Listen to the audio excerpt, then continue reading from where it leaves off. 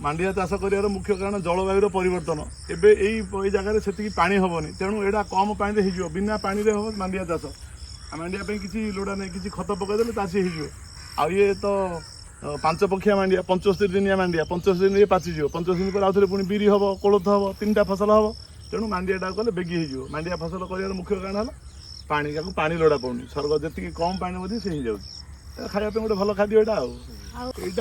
धाड़ी रुआ दिन हूँ धाड़ी धाड़ी कराई धाड़ी करने कारण कम तली लगे पूर्व पश्चिम कर सूर्य किरण पड़ो दुपटे आईटा आम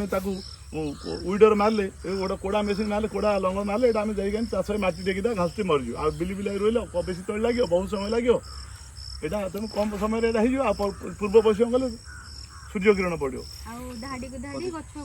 धाड़ी धाड़ आम लेखा पड़ी गोटे पाद चाषी मापे गोटे पाद धाड़ी की धाड़ी तापर आम चाखेण चाखेण छाड़ी रखीजु गोटे चाखेण छाड़ी गोटे मांडिया 2-3टा रोचे आमे कहूँ 25 सेंटीमीटर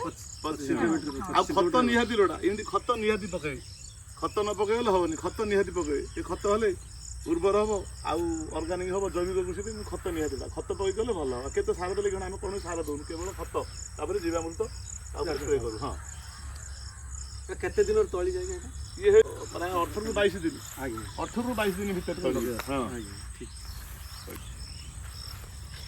भेराइटी ना कौन आगे 5 पक्षिया 5 पक्षिया 5 पक्षिया